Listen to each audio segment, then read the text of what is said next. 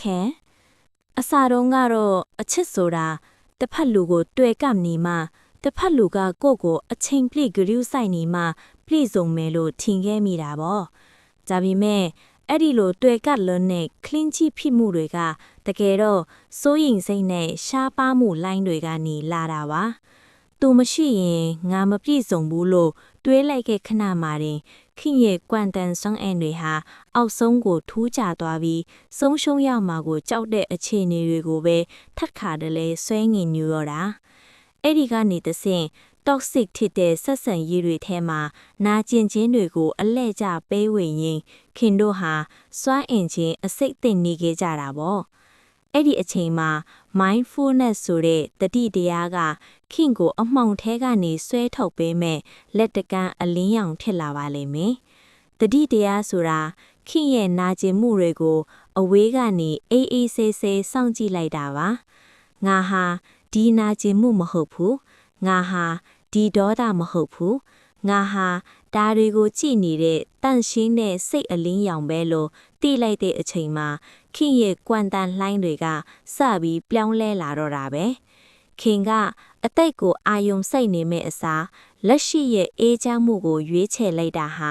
ကွမ်တန်ကြွယ်ဝမှုကွမ်တန် prosperity ရဲ့အစပဲဖြစ်ပါတယ်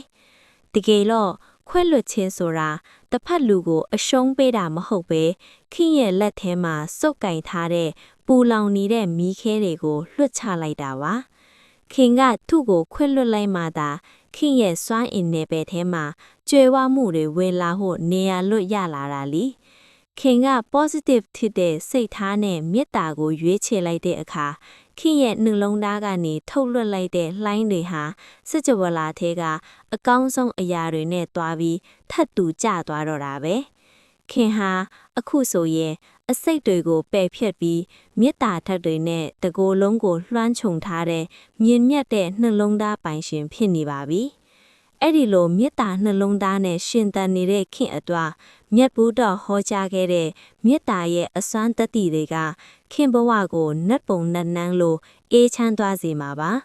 ခင်ဟာညဘက်တွေမှာဘာကိုမှစိုးရင်စရာမလိုပဲအေးချမ်းစွာအိပ်ပျော်ရတယ်လို့မနက်ခင်းနိုးထလာတဲ့အခါမှာလဲကြည်လင်လန်းဆန်းတဲ့စိတ်နဲ့နိုးထခွင့်ရပါလိမ့်မယ်အိမ်မက်ဆိုးတွေဟာခင်စီကနေဝေးရာကိုပြေးထွက်ပါကြပြီးခင်ရပတ်ဝန်းကျင်မှာရှိတဲ့လူသားတွေရောနတ်ပြမာတွေပါခင်ကိုအလိုလိုချစ်ခင်မြတ်နိုးလာကြပါလိမ့်မယ်